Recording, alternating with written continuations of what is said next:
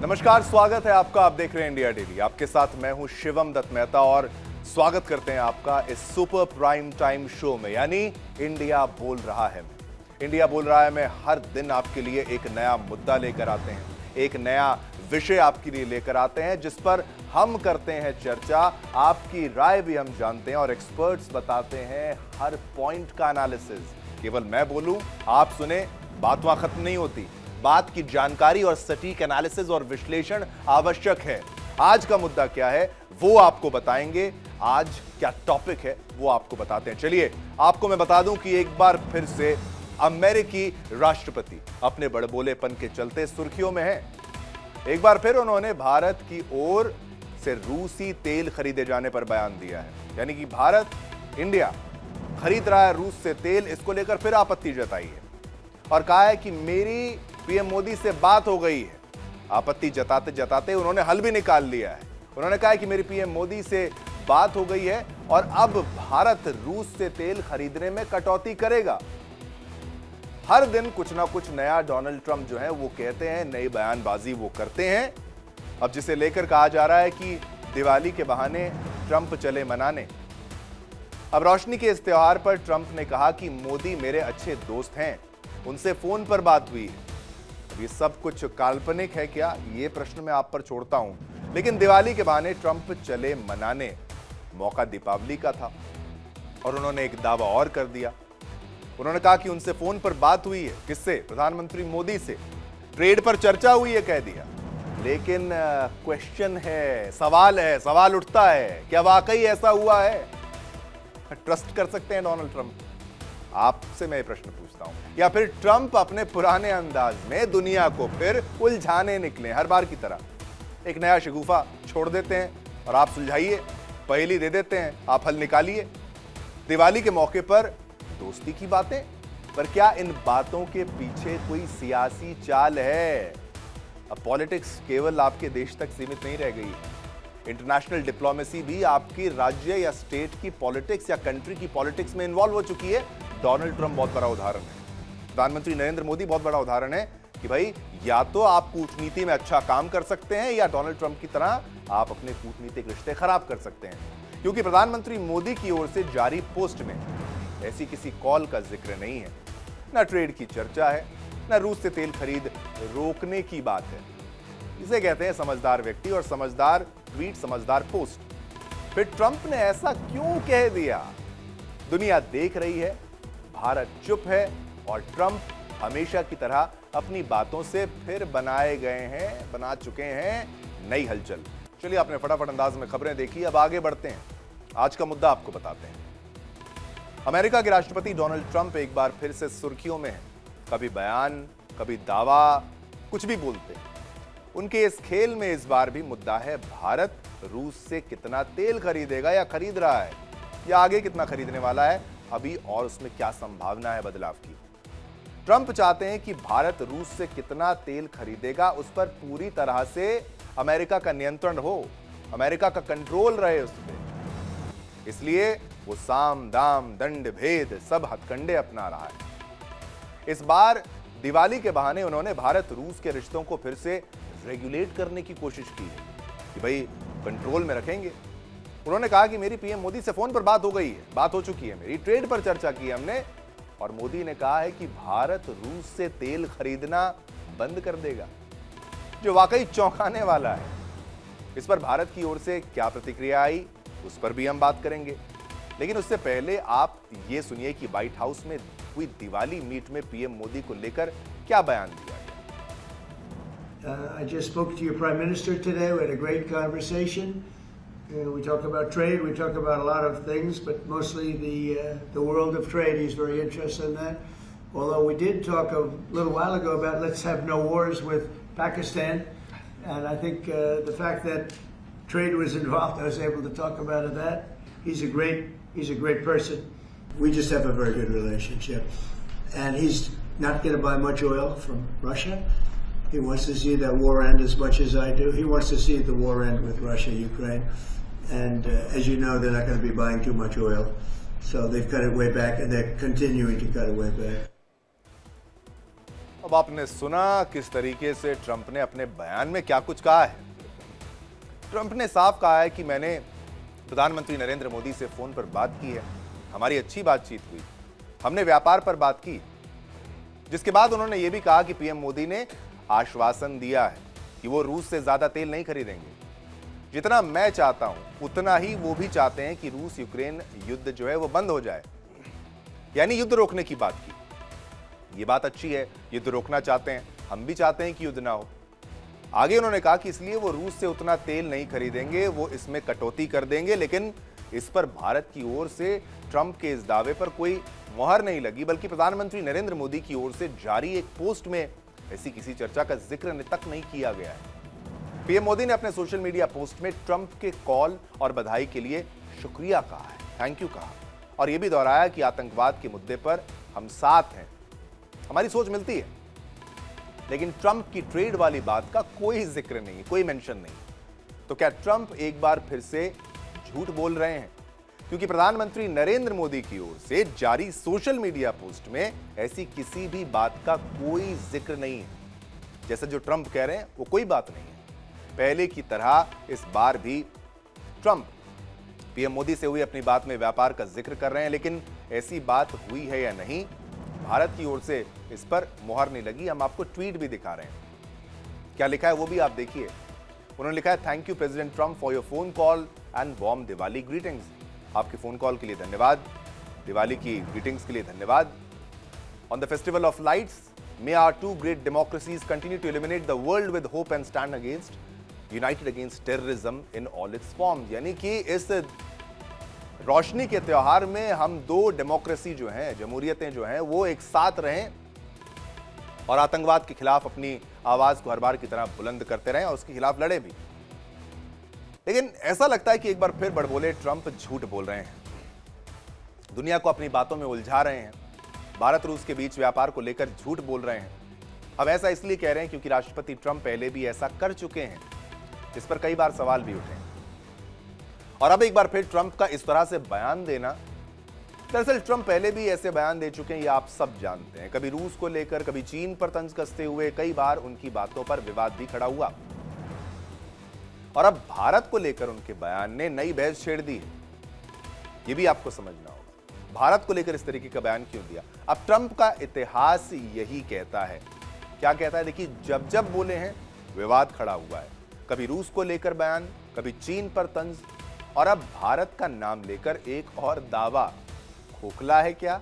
ये मैं आप पर छोड़ता हूं। क्या ये कूटनीति है या सियासत की चाल है? ये भी प्रश्न है और सोचने वाली बात है, आप भी सोचिए। अब ट्रंप की बयानबाजी, ये कैसी डिप्लोमेसी है? ये बहुत बड़ा प्रश्न है। कैसी डिप्लोमेसी है? कूटनीति में क्या आप एक अलग रुख इख्तियार करेंगे? आप सोचेंगे कुछ भी बोलेंगे और चलता है, कुछ भी बोल देंगे और स्वीकार हो जाएगा। ऐसा हर बार नहीं होता। अब कूटनीति की दुनिया में ट्रंप के बोल फिर गूंज रहे हैं, पर क्या इन बयानों का कोई अर्थ है या सिर्फ सुर्खियों का खेल है? यानी हेडलाइंस में बने रहने के लिए क्या डोनाल्ड ट्रंप ऐसा कर रहे हैं? अब डोनाल्ड ट्रंप और प्रधानमंत्री नरेंद्र मोदी के रिश्तों की अगर मैं बात करूं, वो आज के नहीं है। डोनाल्ड ट्रंप जब पहली बार राष्ट्रपति बने थे, जब पहली बार उन्होंने गद्दी संभाली थी, अमेरिका के पोटस जब बने थे, president of the United states वो बने थे, जिस तरीके का रिश्ता भारत और अमेरिका का था, वो एक मिसाल था। प्रधानमंत्री नरेंद्र मोदी जाते हैं, गले मिला जाता है, एक दोस्त की मानंद ये रिश्ता कहलाता है। नमस्ते ट्रंप, हाउडी मोदी होता है। रिश्ता बहुत बेहतरीन था, बहुत शानदार था, बहुत शानदार। ये पूरा का पूरा रिश्ता, मैं इसको इस तरीके से कहूंगा कि आप इसको देखिए अब क्या बदलाव हो गया, किस तरीके से ये बदलाव आया। इसमें ये समझना होगा आपको कि ये बदलाव बहुत जल्दी आया और इस तरीके से आया कि भाई अब लोगों को होता है कि शक, ये कितना बदल जाएंगे डोनाल्ड ट्रंप, इतना कैसे। लेकिन भारत ने जिस तरीके से रिश्ते को बेहतर रखने का एक प्रयास किया है, वो सोच बहुत काबिले तारीफ है। अब सारी बातें मैं कहूंगा ऐसे नहीं चलेगा। हमारे साथ एक्सपर्ट्स का शानदार पैनल जो है वो हमारे साथ आ चुके हैं। मैं थोड़ा सा इधर आ जाता हूं और मेरे पीछे इस वक्त तमाम मेहमान हैं। मेजर जनरल AK सिवाज साहब, रिटायर्ड रक्षा विशेषज्ञ, मेरे साथ इस वक्त हैं। आपका बहुत बहुत शुक्रिया सर, आपने अपना कीमती वक्त निकाला। पूर्णिमा नाथ जी हमारे साथ हैं, रिपब्लिकन नेता। आपका बहुत बहुत धन्यवाद अमेरिका से लाइव। डॉक्टर सुधीर सिंह जी है विदेश मामलों के जानकार, आपका बहुत बहुत शुक्रिया। बहुत बहुत शुक्रिया, आपने अपना कीमती वक्त निकाला। और तमाम एक्सपर्ट्स आज हमारे साथ इस वक्त मौजूद हैं। लेकिन मैं डिबेट की शुरुआत जो है वो करना चाहता हूं सिवात साहब आपके साथ। काफी वक्त हो गया, कई डिबेट्स पे हम चर्चा में साथ बैठे हैं, कई प्लेटफॉर्म्स पर। डोनाल्ड ट्रंप दावा करते हैं, बड़ी बात करते हैं, और प्रधानमंत्री मोदी उसको सुनते हैं, देखते हैं, ऑब्जर्व करते हैं। हमने कोई भी ऐसा पोस्ट नहीं किया, कोई भी ऐसा रिएक्शन नहीं दिया जिससे हमारी दोस्ती खराब हो। क्या ट्रंप भी वो भावना रखते हैं? क्या वो सोच उनके मन में है दोस्ती की, या नहीं मजबूरी है कि मैं दोबारा प्रेसिडेंट बना हूं, मुझे उस तरीके से परफॉर्म करना है, लोग मुझे एक नई उम्मीद के साथ लोगों ने मेरा चुनाव किया है, ये सोच के वो करेंगे, या फिर उनको याद है कि मोदी उनके लिए क्या है? ये मेरा प्रश्न आपसे पहले। हाँ बिल्कुल, देखो सच्चाई ये है कि भारत और अमेरिका एक नेचुरल अलाई है। एक लार्जेस्ट डेमोक्रेसी है, एक ओल्डेस्ट डेमोक्रेसी, और दोनों को एक दूसरे की जरूरत है। अगर आप डिफेंस पॉइंट ऑफ व्यू से, स्ट्रेटेजिक पॉइंट ऑफ व्यू से देखें तो इंडो पैसिफिक में सबसे बड़ा खतरा है चीन से। और अमेरिका को पता है अगर चीन का मुकाबला करना है तो भारत की बहुत जरूरत है, और इसीलिए अमेरिका के साथ भारत और जापान और ऑस्ट्रेलिया क्वाड का हिस्सा है। और इसी प्रकार से इंडो पैसिफिक के साथ साथ इंडियन ओशन में अब बात आती है कि हमारे रिश्तों में थोड़ी सी खटास आई है, क्योंकि 50% जो टैरिफ लगा है, ये भी हमें समझना पड़ेगा। भारत और अमेरिका का जो ट्रेड है वो 132 बिलियन डॉलर है। अमेरिका भारत का लार्जेस्ट ट्रेडिंग पार्टनर है, और जिसमें से हम 92 से 94 जो बिलियन टन है वो एक्सपोर्ट करते हैं, और करीब करीब 40 से 42 बिलियन का हम इंपोर्ट करते हैं। इसका मतलब भारत की तरफ ट्रेड सरप्लस है अबाउट 40 to 45 बिलियन डॉलर। तो ये सच्चाई है कि अमेरिका चाहेगा कि इस डेफिसिट को कम किया जाए, और वो इसलिए थोड़ा सा प्रेशराइज कर रहा है कि कहीं ना कहीं भारत जो है ऑयल खरीदे और डिफेंस इक्विपमेंट खरीदे, और मुझे लगता है उसकी तरफ बात चल रही। पहले मैं ये बताना चाहूंगा, क्या भारत और अमेरिका के बीच में कोई ट्रेड डील होने वाली है?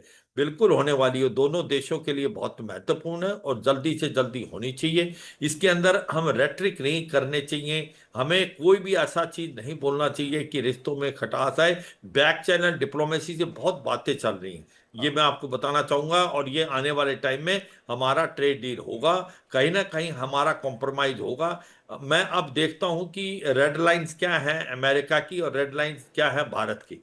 भारत की 3 रेड लाइन थी, कि एक तो थी कि हमारा जो एग्रीकल्चर और डेयरी प्रोडक्ट है हम उसको नहीं खोल सकते। हाँ। दूसरा कहीं ये था कि हम रशियन ऑयल जो है ये हमारे लिए एनर्जी रिक्वायरमेंट है, क्योंकि पहले जो बाइडेन ने भी बोला था, आप अमेरिका के प्रेसिडेंट ने, कि आप रूस से जो ऑयल खरीदते रहे वो बैलेंस कर देगा एनर्जी के जो रेट्स हैं। हाँ। और तीसरा जो है वो जीएम जो क्रॉप है उसको लेके था। और जबकि अमेरिका का 2 हैं रेड लाइन, कि किसी तरीके से जो भारत ऑयल लेता है रूस से उसको कम करे, क्योंकि जो भारत रूस से ऑयल लेता है इसी तरीके से चीन लेता और है, इसके पैसे से अब रूस लड़ रहा है। और दूसरा उसका पॉइंट ये था कि किसी तरीके से हम कुछ ना कुछ उसका डिफेंस इक्विपमेंट और गैस और ऑयल खरीदे। इसके साथ साथ वो ये भी चाहते हैं कि हम कुछ लिमिटेड एक्सेस दें जीएम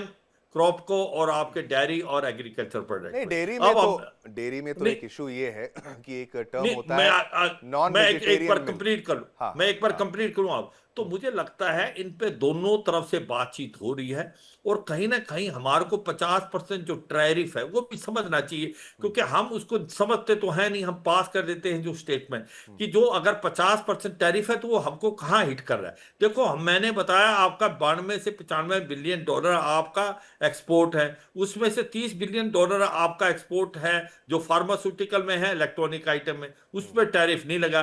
कोई 60 से 62 बिलियन डॉलर पे लगा है। वो कौन सी इंडस्ट्री? आपकी टेक्सटाइल है, आपकी एक प्रकार से जैम ज्वेलरी है, आपके ऑटो है, आपकी टेक्सटाइल के साथ साथ आपके एक प्रकार से लेदर गुड्स है, फुटवेयर है, ऑटो पार्ट्स है। तो इसमें अगर 50% टैरिफ रहेगा तो आप कंपिटिटिव नहीं रहेंगे अमेरिका में, और फिर आपके सामान नहीं जाएगा। इसीलिए भारत ने जीएसटी कम की, सब्सिडी दी, हम दूसरी मार्केट ढूंढे, मगर इतना आसान नहीं होगा। अगर एक बार हमारी मार्केट वहां से हट गई तो दोबारा मार्केट एस्टेब्लिश करने में भी टाइम लगेगा। तो ये भारत के इंटरेस्ट में है, अमेरिका के इंटरेस्ट में है कि हम कॉम्प्रोमाइज करें, कुछ लेके कुछ देके। जैसे हमने अब ये, आप कहते हैं कि भारत ने तो कुछ नहीं बोला ऑयल के बारे में, ये चीजें बोलने के लिए हमने 42 से 35% कर दिया है, जो हम ऑयल अब धीरे धीरे कम करेंगे। एक चीज मैं दिलाना चाहूंगा अपने व्यूअर्स को कि 2015 में एक न्यूक्लियर डील हुई थी जिसको बोलते हैं JCPO, joint comprehensive plan of action, और उसके बाद 2018 में जो अमेरिका उससे बाहर निकल गया था ट्रंप 1.0 में, और उसने ईरान पे सैंक्शन लगाया जिसको बोलते हैं काटसा, countering America adversary through sanction है। हम 28% ऑयल लेते थे ईरान से, हमने 0% करना पड़ा, मगर हमने रिक्वेस्ट की कि 4 बार पोर्ट पे आप सेकेंडरी सैंक्शन लगाएं, वो अमेरिका मान गया, क्योंकि वो डायरेक्ट लिंक है अफगानिस्तान को bypassing Pakistan, central Asian state, north south transport. तो अगर मैं यही कहूंगा, बदलते हुए चर्निंग इफेक्ट हो रहा है, बदलते हुए रिश्ते हैं, जियो पॉलिटिक्स चेंज रहे, जरूर जल्दी है कि हम, जरूरत है कि भारत और अमेरिका जल्दी से जल्दी कोई ना कोई फ्री ठीक। ट्रेड एग्रीमेंट करें अगले 2 दिन महीने में, ठीक। और 50% टैरिफ को कम करें, ठीक। क्योंकि ये भारत के लिए कोई अच्छी बात नहीं, भारत की इकोनॉमी के लिए। ठीक है, अच्छी बात नहीं, लेकिन कुछ चीज़ों में तो भारत का स्टैंड बड़ा क्लियर है। और मैं दूसरा ये भी कहता हूं कि अमेरिका में इतना ही बदलाव अगर होना था तो पहले भी हो सकता था। जिस तरीके की मैन्युफैक्चरिंग कॉस्ट्स वहां पर हैं, लेबर कॉस्ट्स वहां पर हैं, हर चीज़ वहां पर बनाना थोड़ा महंगा भी हो जाता है। अदरवाइज चीन दुनिया की मार्केट क्यों बन जाता, सप्लायर क्यों बन जाता, ये प्रश्न है। और भी मेहमान मेरे साथ इस वक्त है, उनका भी स्वागत है। इस वक्त पहला प्रश्न मैं ले लेता हूँ। डॉक्टर धीरज कौल साहब, आपसे मैं ये प्रश्न पूछना चाहता हूँ। ये दावा करते हैं और हम शांति से स्वीकार नहीं करते, एक तरीके से हम इग्नोर कर देते हैं। एक बात मुझे यहां पर समझ में आती है, जो डोनाल्ड ट्रंप और प्रधानमंत्री नरेंद्र मोदी यानी अमेरिका और भारत का जो रिश्ता है, उसमें इंडिया की ऑपोजिशन पार्टीज ने बहुत ज्यादा एक तरीके से उसको पोक किया है कि भाई वो यहां पर दावा करते हैं, आप रिएक्ट क्यों नहीं करते। इसमें जो गवर्नमेंट है, अगर वो रिएक्ट करने पर आप मजबूर करें, बार बार आप उसको पोक करें, एक पूरा आप वातावरण इस तरीके का बनाएं। अगर ट्रंप दावा कर रहे हैं तो उनको करने दीजिए, हम नहीं मान रहे, हम उनको मना भी नहीं कर रहे। रिश्ते तो ना खराब हों, ये रिश्ते खराब क्यों हुए? और अब ये जो अच्छी होने की बात है फिर दावा कर रहे हैं, अब फिर यहां पर हंगामा होगा।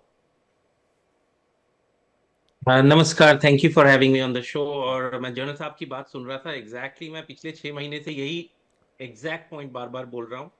90% of your panellist don't agree with me, but I agree. और मैंने ये आप ही के शो पे बहुत बारी बताया है कि by the end of the year 25% extra tariff गायब हो जाएंगे, यूक्रेन वॉर भी रुकेगी, और ट्रंप इसमें बहुत कोशिश कर रहे हैं। और देखिए, समझदारी के नाखून लेना बड़ा जरूरी है।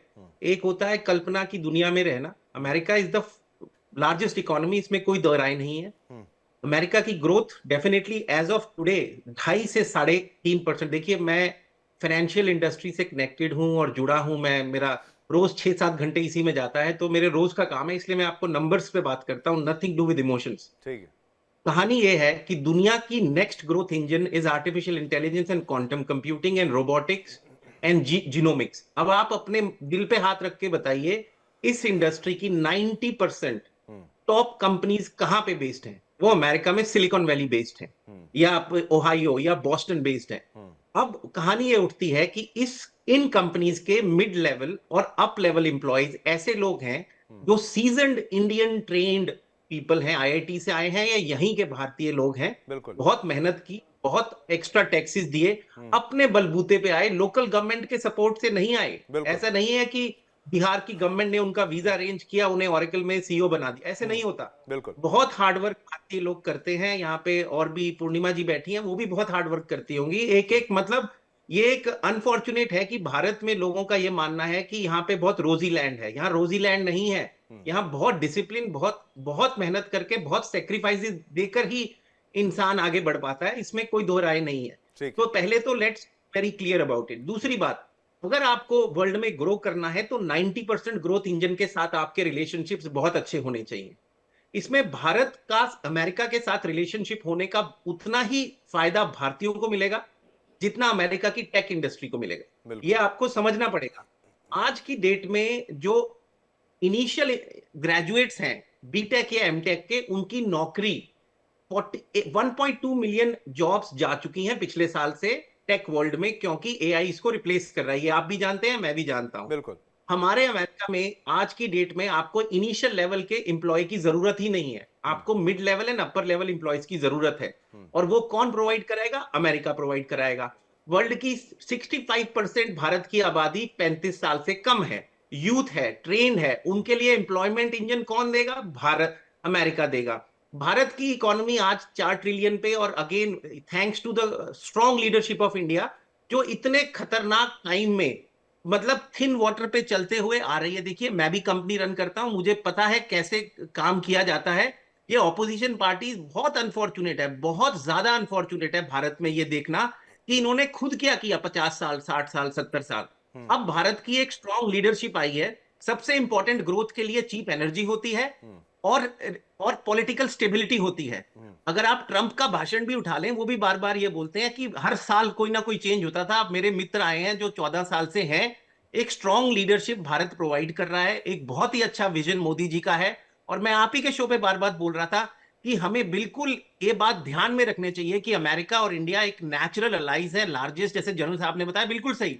लेकिन बार बार आप वो करते रहेंगे ऑपोजिशन पार्टीज के इन्फ्लुएंस में आके। और मैं दूसरे मीडिया चैनल्स पे भी गया था, देखिए रिश्ते बनाने में 30 साल लग गए। एक एक पॉलिटिशियन भारत का भी, डिप्लोमेट भारत का भी, यहाँ के भी डिप्लोमेट, बहुत लोगों का हार्ड स्वेट फोकस लगा है। यहाँ पे जो भारतीय लोग हैं, जिनको मोदी जी बिल्कुल सही बोलते हैं इंडिया के एम्बेसडर्स हैं, उनकी बहुत hard earned money, time, wealth, efforts लगी हैं इस रिलेशनशिप को बढ़ाने में। एक चीज को तोड़ने में 1 सेकंड लगता है, बिल्ड करने में सालों साल लग धीरज जाते साहब, हैं। मैं वही कह रहा हूं कि जब प्रधानमंत्री नरेंद्र मोदी एक रिस्ट्रेंट को शो करते हैं तो उसका कारण ये है। Absolutely. मैं ये एक हमें सोचना होता है। देखिए, अगर आप एक परिवार में भी रहते हैं, आपके परिवार का दूसरा सदस्य आपसे लड़ना चाहे, आप लड़ जाएं तो फिर आप उस ट्रैप में गिर जाएंगे। और लेकिन शिवम जी, लेकिन मतलब लेकिन ताली दोनों हाथों से बजती है। शिवम डोनाल्ड जी, आप ट्रंप ने एक थोड़ा मिनट, ज्यादा कर दिया।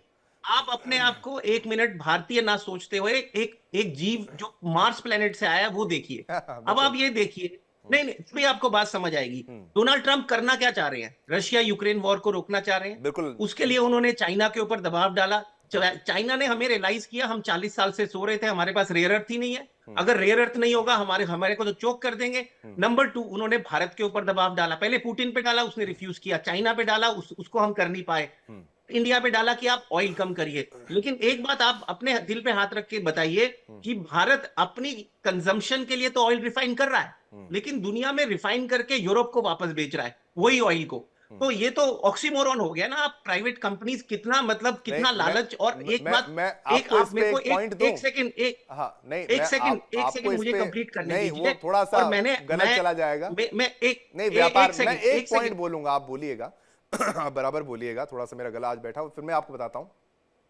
रशियन ऑयल बिकता है, कई देशों में जाता है। ऐसे तो आप सोचेंगे यूक्रेन के टैंक में भी, आपको मान लीजिए रशिया का डीजल जाता है, ये भी होता है, घूम फिर के जो तेल वहां पर आता है। तो फिर आप ये थोड़ी ना कह देंगे कि Ukraine is getting oil from Russia.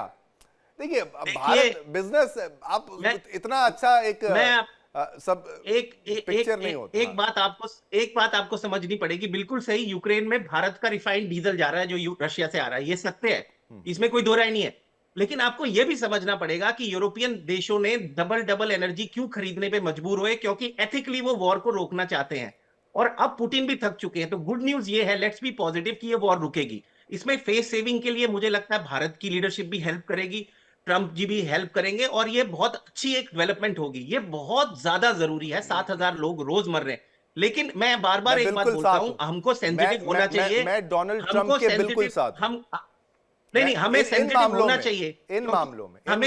हमें सेंसिटिव होना चाहिए। और गवर्नमेंट की, आप लोग यहाँ भारत के अंदर बहुत क्रिटिसिज्म होता है कि चुप क्यों रह रहे हैं। इसी को निगोशिएशन, इसी को डिप्लोमेसी बोलते हैं। और हमारे पीयूष गोयल जी बहुत एफर्ट कर रहे हैं कि इंडिया और इसका अच्छे से पैचअप हो जाए। हमारे जो भारतीय मूल के लोग यहाँ पे रह रहे हैं, उनकी लाइफस्टाइल पे फर्क पड़ चुका है। मैंने शो के ओपनिंग में भी इस बात को कहा, मैं इस बात को बार बार कहता हूं, हमारे अमेरिका से रिश्ते खराब कभी नहीं थे, खराब होने भी नहीं चाहिए। हमें कोई फायदा नहीं होगा। और लेकिन एक लास्ट विपक्ष पॉइंट, ने एक बहुत लास्ट पोक पॉइंट, किया। हाँ, आप कंप्लीट कर लीजिए। एक लेकिन लास्ट, विपक्ष ने बहुत एक पोक किया, वो उसका खामियाजा करेक्ट, भुगतना पड़ रहा है। हाँ करेक्ट, हाँ। करेक्ट, 100%। आप, आई एम वेरी ग्लैड, आपने बिल्कुल सही पॉइंट किया। और ये जो खामियाजा भुगतने वाले लोग हैं, ये आजादी के बाद भारत को सुला के रखा हुआ था इन्होंने। लेकिन एक बात आपको जाननी पड़ेगी कि मोदी जी और ट्रंप के पर्सनल बहुत ही अच्छे रिलेशनशिप है, जिसका बेनिफिट हर भारतीय को होगा। हाँ। और मोदी जी को आप देखिए कितने पेशेंस से वो अपना भारत को फ्रंट रखते हुए रिस्पॉन्ड नहीं करते कई चीजों को। और लेकिन डिप्लोमेसी में थोड़ा सा कंट्री हमें फर्स्ट, हमें ये भी कंट्री आशा, फर्स्ट। हमें देखिए धीरज जी, हमें ये अगर उम्मीद है, ये अगर आशा ऑपोजिशन है, मोदी जी से ही सीख ले डोनाल्ड कंट्री ट्रंप फर्स्ट, भी, तो बहुत भला हो जाएगा, मैं तो ये कहता हूं भारत का बहुत भला हो जाएगा। डोनाल्ड ट्रंप भी क्यों रिश्ते बार बार इस लेवल पर लाके खराब करने के पॉइंट पर ले जा रहे हैं, चाहे वो अच्छे देखिए, रिश्ते हैं। आप एक ओपन प्लेटफॉर्म पर एक पिक्चर जो प्रेजेंट कर रहे हैं, वो थोड़ी सी अच्छी नहीं है Dheeraj ji. Let's accept that fact. वो गलत, I वो 100% गलत agree है। with you। उन्होंने यहां तक बोल डोनाल्ड, दिया था, I don't want to destroy his career, वो तमाम स्टेटमेंट जिस तरीके से, हालांकि उसका कॉन्टेक्स्ट अलग होता है। अगर हम दोस्त हैं, हम आपस में बात करें, बात अलग है। लेकिन आप बड़े प्लेटफॉर्म पर जब कोई स्टेटमेंट देते हैं, लोग बाल की खाल निकाल लेते हैं। ठीक है धीरज साहब, बाकी पैनलिस्ट पर एक एक करके फिर मैं वापस आपके पास आऊंगा। 1 घंटे की डिबेट है। डॉक्टर सुधीर सिंह जी, आपसे मेरा पहला ये प्रश्न होगा। आपने 2 पैनलिस्ट की यहां पर राय सुनी। ये बार बार दावे करना और दावे करने के बाद अच्छी तारीफ भी कर देना और हल्का सा पोक भी कर देना, एक तरीके से आग भी लगा देना, और फिर भी उम्मीद करना रिश्ते अच्छे हों। और भारत का रिस्ट्रेंट जो है, एक्सेप्ट हमने नहीं किया, लेकिन हमने बदतमीजी नहीं करी, हमने कोई ऐसा जवाब नहीं दिया। हम दे भी सकते हैं, लेकिन बात वही धीरज जी की बात है, रिश्ते खराब करने में कितना 1 सेकंड लगता है। देखिए शिवम जी, कई एक सवाल है और ये हमारे 2 पैनलिस्टों ने उस पर अपने विचार रखे हैं। देखिए, भारत और अमेरिका आज के डेट में बहुत बड़े सामरिक सहयोगी हैं और प्राकृतिक तौर पर सहयोगी हैं। एक दूसरे के हित में है एक दूसरे से दोस्ती रखना, पहली बात। दूसरी बात यह है कि जो व्यापार है उसमें लगभग $50 बिलियन हमारा सरप्लस है। और अभी जो ट्रेंड चल रहा है, इतने टैरिफ के बाद भी लगभग उसी क्वांटम में व्यापार बढ़ रहा है, $150 बिलियन के आसपास पहुंच जाएगा मार्च तक। तो अगर अमेरिका यह चाहता है कि थोड़ा बैलेंसिंग किया जाए, तो इसमें कुछ गलत नहीं है। लेकिन मैं आपसे पूर्ण तौर पर सहमत हूं कि ट्रंप साहब को या अमेरिका में जो भी व्यक्ति रिस्पॉन्सिबल है, इस तरह की हल्की बातें नहीं करना चाहिए।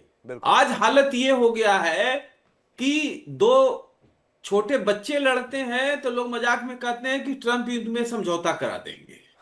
तो ये हालत जो है, इतने बड़े देश के राष्ट्रपति के लिए, जो कि पूरी दुनिया में उसके एक एक कोमा और फुल स्टॉप पर लोग चर्चा करते हैं, उसको संजीदगी से बोलनी चाहिए।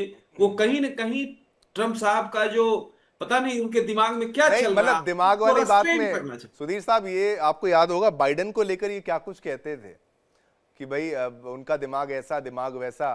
लेकिन आप खुद ऐसे स्टेटमेंट दे रहे हैं। हाँ, वो कहते थे स्लीपिंग जो बाइडेन को स्लीपिंग जो कहते थे। और वो डिबेट में, कई एक बार उन्होंने प्रेसिडेंशियल डिबेट में कहा, लास्ट टाइम जब वो हारे थे।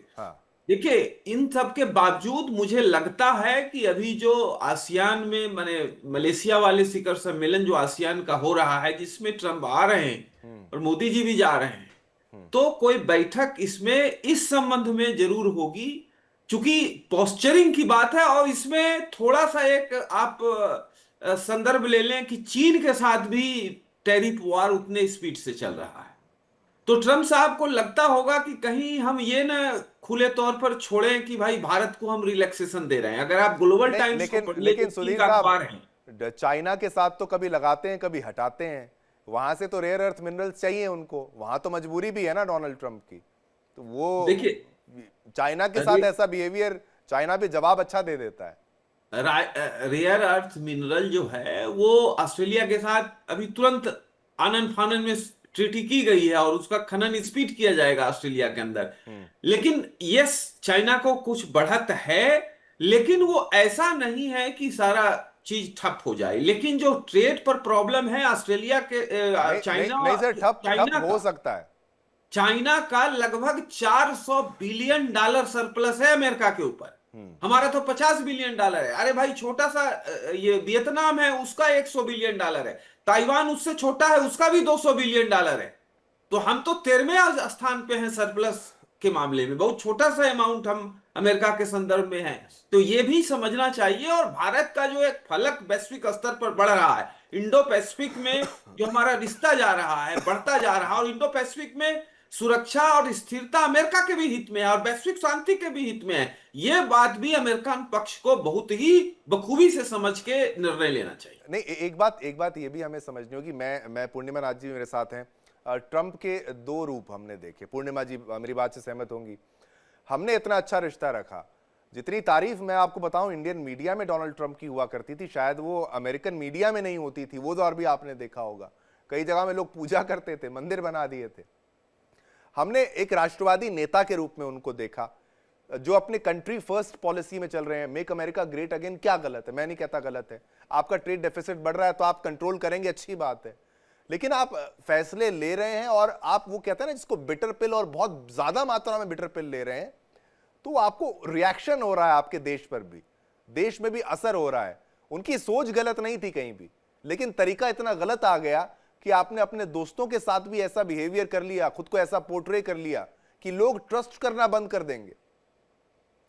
आज की डेट में मुझे यह लगता है डोनाल्ड ट्रंप से मिलने से पहले वर्ल्ड लीडर्स सोचते होंगे कि क्या रिएक्शन हो जाएगा अगर हम जाएंगे उनसे मिलने, कोई ऐसा गड़बड़ ना हो जाए। पूर्णिमा नाथ जी, तो ये बदलाव जिस तरीके से आया है, ये साइकोलॉजिकल है या एडवाइजर्स का दबाव है या प्रेशर बहुत ज्यादा है? इसको इंटरप्रेट कैसे किया जाए? और अब रिश्ते अच्छे करने की बात मैं स्वागत करता हूं, और ट्रंप की तारीफ में तो हमने बहुत सी बातें की हैं, आगे भी उनके लिए अच्छी बातें भी मैं बताऊंगा, लेकिन आपका रिएक्शन पहले। हाँ, thank you so much for having me, I appreciate it.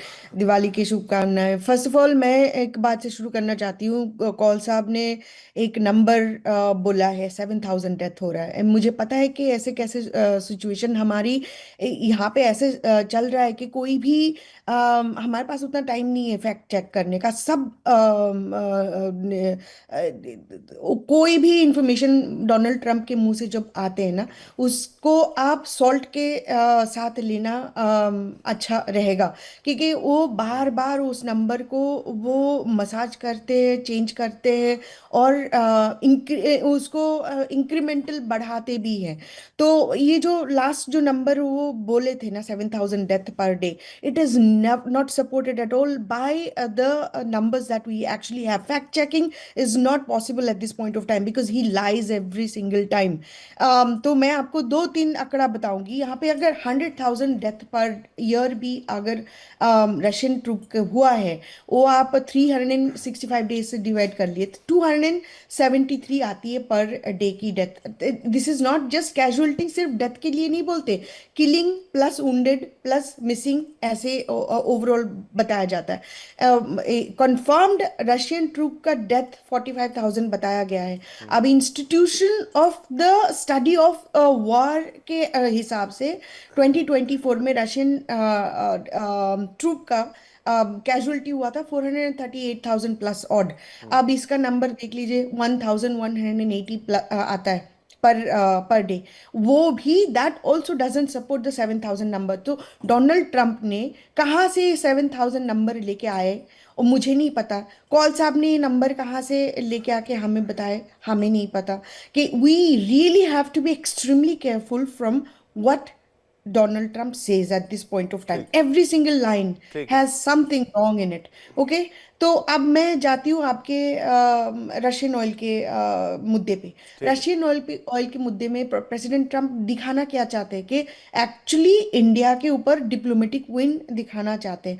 अब जो स्टेटमेंट आती है, रिवर्ट आती है मियाँ से, मिनिस्ट्री ऑफ एक्सटर्नल अफेयर से, वहाँ पे लिखा जाता है कि quote end quote reducing dependency, quote end quote diversifying sources. अभी यहाँ पे एक एम्बिग्विटी चल जरूर रहा है, क्लैरिटी कुछ नहीं है।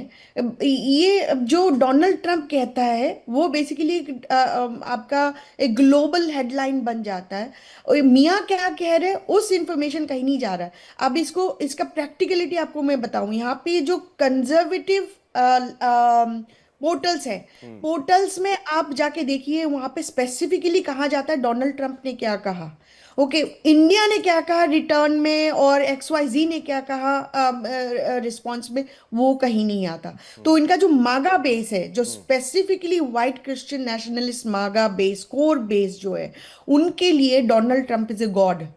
उनके लिए nothing matters, this is it basically. उनका word is the final word, उनका word is the Bible, that's it. India जाए बाहर में, XY जाए बाहर में, रशिया जाए तो बाहर पूर्णिमा में, जी चाइना जाए, एक कल्ट doesn't चला really रहे हैं, matter. ये कल्ट चला रहे हैं, कल्ट Absolutely, बना रहे हैं। 100%, there is no doubt about it. You shouldn't be doubting about it as well.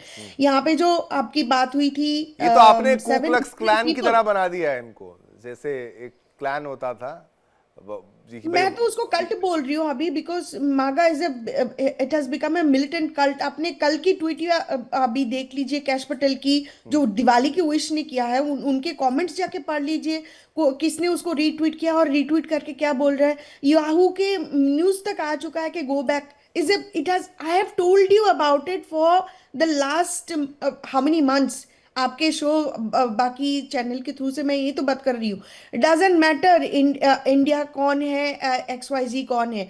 मागा कल्ट के लिए अभी हम जैसे लोग जो है, कौल साहब जैसे लोग जो है, हम जो लोग जो hard working brown Hindu Indians, we must go back, we don't belong here, we are नहीं, नॉट क्या अमेरिकन। ये क्या वाकई बात हो सच रही है? कॉल साहब, एक रिएक्शन आपका, एक शॉर्ट कमेंट आपका, फिर बाकी गेस्ट से इनके इनके एलिगेशन, मतलब जो हाँ इन्होंने देखिए, पहली बात तो जो पूर्णिमा जी बोल रही हैं उसमें कुछ तो सत्य है, ये आप उठा नहीं सकते। मैं पेंसिल्वेनिया में आज बैठा हूँ और मैंने, I should not speak this, लेकिन मैंने बहुत क्लोजली काम भी किया है और देखा भी है।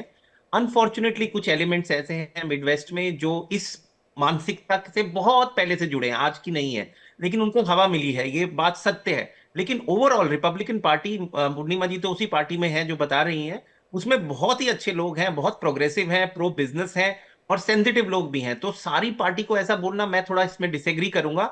और जो नंबर्स की आप बात कर रहे थे पहले, कितने लोगों की डेथ एंड डिस्ट्रक्शन हुई है, वो मैं आपको एग्जैक्ट नंबर्स दे सकता हूं। हाँ ये बात सही है, OHCR के अगर आप डाटा देखेंगे तो उसमें सिविलियन डेथ 17,000 है। लेकिन अगर आप यूक्रेन के ऑफिशियल वेबसाइट पे जाकर देखेंगे, जो उनकी हेल्थ मिनिस्ट्री की है, उसमें 1.5 लाख के करीब मतलब लिम्ब लॉस।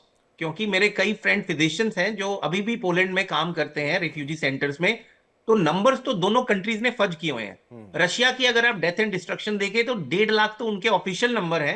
एंटिसिपेटेड है कि 750,000 पीपल हैव डाइड, इसके अंदर मोस्टली मिलिट्री है। बच्चे तकरीबन 1700 एज ऑफ यूक्रेन डाटा, लेकिन अगर आप रशिया का डाटा देखें तो रशिया में कहीं ज्यादा ये दिखाया जा रहा है। लेकिन ये बात सही है, सिविलियन की डेथ मच मोर यूक्रेन में हुई है, बहुत इनोसेंट लोग मरे हैं।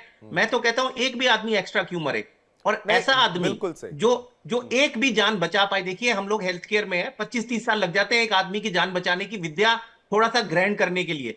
अगर आप एक भी आदमी की जान बचा पाए तो नोबेल प्राइज तो बहुत छोटी सी चीज है।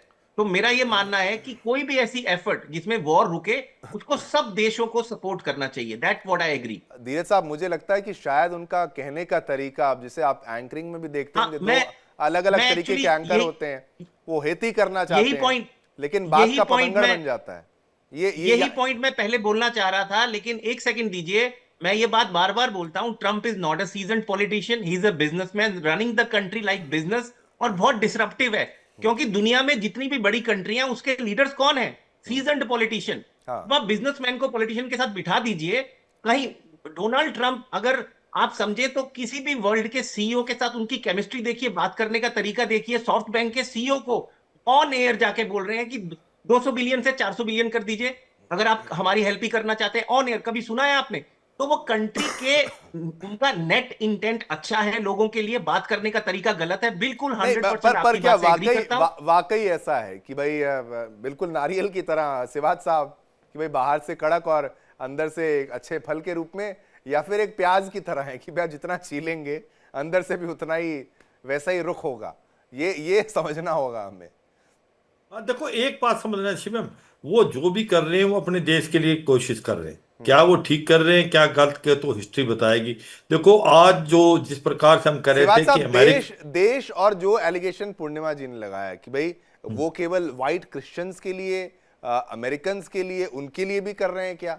अगर ये है तो फिर क्या जो इंडियंस वहां जाते हैं, जो डायस्पोरा है वो उस देश को बना रहा है, आज उनकी सिलिकॉन वैली या उनका टेक इंडस्ट्री इंडियंस के बिना या फिर उनके नासा वगैरह जो भी लगा लीजिए, इंडियंस के बिना क्या है वो, ये भी तो समझना हाँ, होगा। क्या वो अमेरिका बिल्कुल। उनके लिए अमेरिका है या फिर नहीं, उनके लिए एक अलग अमेरिका है, जो जिस तरीके से रेसिज्म वाली बात जो यहाँ पर सामने आ रही है। हाँ बिल्कुल, देखो दुर्भाग्यपूर्ण है अगर ऐसा हो रहा है, क्योंकि अगर अमेरिका को ग्रेट बनाया गया है तो भारत के जो लोग गए थे उनका बहुत ही बड़ा रोल है। उन्होंने मेहनत की है, सेक्रीफाइस किया है। आज भी वो बड़े इंपॉर्टेंट अपॉइंटमेंट पे मैक्सिमम सीईओ जो हैं वो भारत के मूल के लोग हैं। तो ये कहना है कि भारतीय वहां पर कंट्रीब्यूशन कम है, मुझे लगता है ये बहुत बड़ी गलती करेगा अमेरिका, ये नहीं करनी चाहिए। मगर मैं जो बात आने की कोशिश करता हूँ उसको ऐसे देखना पड़ेगा कि जो इकॉनमी है आज की तारीख में अमेरिका की 31 ट्रिलियन डॉलर है, और उसका जो एक प्रकार से डेट है वो 37 बिलियन डॉलर, 124% डेट है। और ये डेट जो है वो हर कंट्री से बढ़ता जा रहा है इसका, और धीरे धीरे अमेरिका नॉन सस्टेनेबल हो जाएगा। और मुझे लगता है कि कहीं ना कहीं डोनाल्ड ट्रंप इसको ठीक करने की कोशिश करें। कितना वो सक्सेसफुल होंगे, उनके इरादे ठीक हैं, उनके तरीके ठीक नहीं है, ये तो मैं मानता हूं, ये कहीं ना कहीं गड़बड़ हो जाती है। मगर अब हमें तो ज्यादातर अब ध्यान रखना चाहिए भारत और अमेरिका के रिश्ते, क्योंकि ये जो 50% टैरिफ है ये भारत को हर्ट कर रहा है, इसको जल्दी से जल्दी जाना चाहिए। देखो मैं एक चीज बताना चाहूंगा कि ये सच्चाई है, 2000 के बाद भारत और अमेरिका के जो रिलेशन में बहुत बड़ा अपस्विंग आया, और एक बाई पार्टीजन अंडरस्टैंडिंग, चाहे रिपब्लिकन आए या डेमोक्रेट आए। भारत ही एक ऐसा देश है जिसने उससे 4 फाउंडेशन एग्रीमेंट साइन किए। देखो कोमकासा किया, communication compatibility and security arrangement, GSOMI किया, जॉइंट सिक्योरिटी और मिलिट्री इंफॉर्मेशन, उसके बाद लीमियो किया, logistic exchange memorandum of agreement, फिर बेका साइन किया, बेसिक एक्सचेंज कोऑपरेशन एग्रीमेंट। ये लेमैन के लिए ये बताने की कोशिश है भारत एक ऐसा देश है जो नेटो के अलावा जिसके पास रियल टाइम इंटेलिजेंस हो सकती है, टाइम पर्पज पे वो एक प्रकार से ट्रांसफर टेक्नोलॉजी कर सकते हैं, हम एक दूसरे की लॉजिस्टिक पोर्ट्स का इस्तेमाल कर सकते हैं। तो मुझे लगता है कि भारत और अमेरिका एक नेचुरल लाई है, और ऐसा होना हमने भी सोचा था कि डोनाल्ड ट्रंप भारत के ऊपर 50% टैरिफ लगा देंगे तो वो हमारी इकोनॉमी को हर्ट करे। मगर मैं एक चीज बताना चाहूंगा शिवम, अगर हम बिल्कुल इमोशनल ना होते हुए इस चीज को देखें, डोनाल्ड ट्रंप ये बताने की कोशिश कर रहे हैं कि 2022 से पहले भारत वहां से 1% से कम ऑयल खरीदता था, और चीन जो वहां से 15% ऑयल खरीदता था। तो भारत ने तो 1% से कम से 42% कर लिया, और चीन ने तो 15 से 16% ही किया।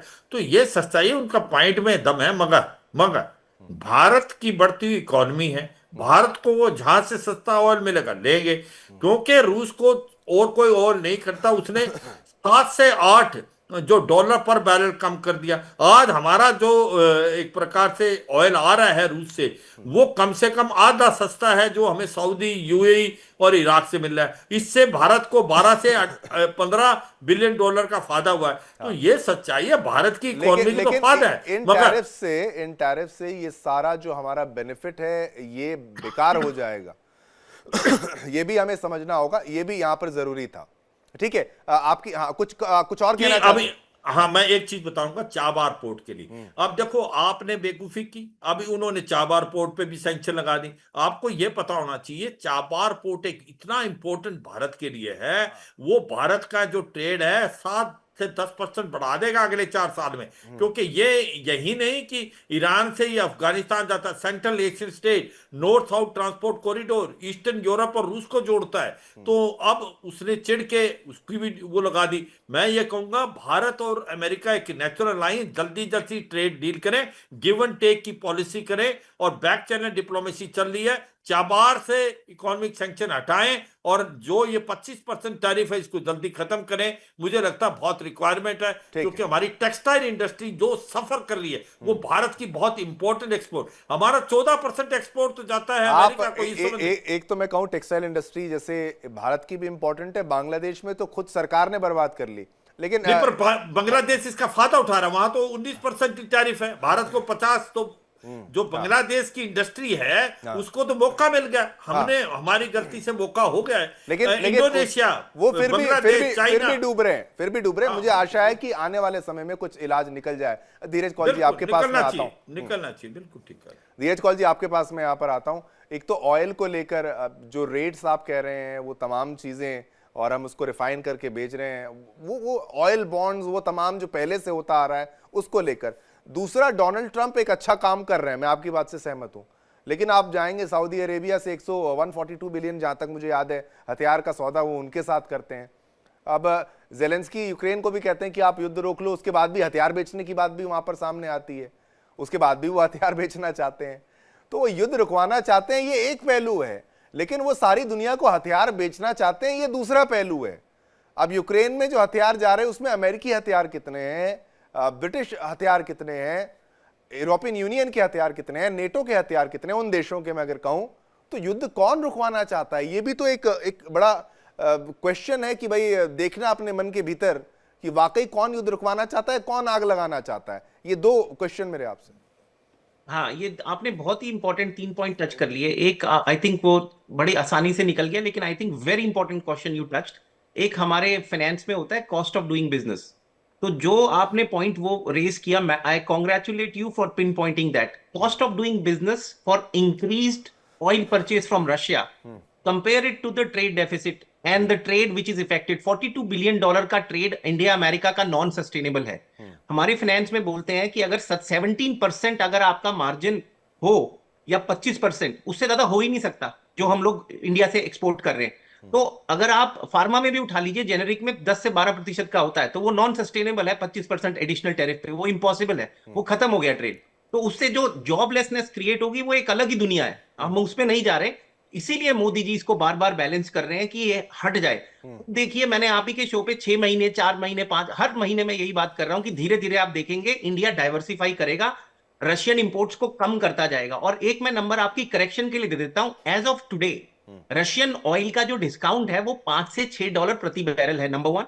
Number 2, because of transportation and extra refining cost, वो $2 से $3 पड़ता है प्रति बैरल। अच्छा। ये बात सही है। पिछले साल तकरीबन 1,10,000 करोड़, 12-13 बिलियन डॉलर का बेनिफिट हुआ जो भारत ने अपनी सोशलिस्टिक स्कीम्स में पास किया। और अगेन ऑपोजिशन पता नहीं क्यों बार बार गवर्नमेंट को घेरती है कि तेल के दाम सस्ते नहीं हुए, लेकिन जो फ्री अनाज भारत में बांट रहे हैं वो पैसे इंद्र देवता थोड़ी ना दे रहे हैं, वो भारत कहीं ना कहीं से बचा के अपने गरीब लोगों को दे रहा है, वो उनकी अपनी डिस्क्रिपेटेंसी है। लेकिन ये बात जानना जरूरी है कि 3 चीजें इस टाइम बहुत इंपॉर्टेंट हो रही हैं। जो अभी आपके पैनलिस्ट ने रेयर अर्थ की बात करी, ये बिल्कुल सही है। ऑस्ट्रेलिया और अमेरिका का करार हुआ है, लेकिन एक बड़ी छोटी सी चीज है जो बहुत जूम होगी, और उस पे मैंने कल ही एक पॉडकास्ट भी किया है, जो कि ग्रीनलैंड के अंदर माइनिंग खोल दी गई है। ग्रीनलैंड जो कि डेनमार्क के अंडर आता है, अमेरिका उसको लेना चाह रहा है, और उन्होंने बोला है कि हम ले लेंगे, लेकिन ऑब्वियसली इतना आसान नहीं है। लेकिन वहां की माइनिंग से जो सप्लाई चेन हमारी क्रिएट होगी, सेकंड, वो पूरे वर्ल्ड के लिए हेल्प होगी। और इंडिया में चौथा लार्जेस्ट रेयर अर्थ का भंडार मिला। भारत ने इंडिया को अप्रोच किया है फॉर टेक्नोलॉजी ट्रांसफर।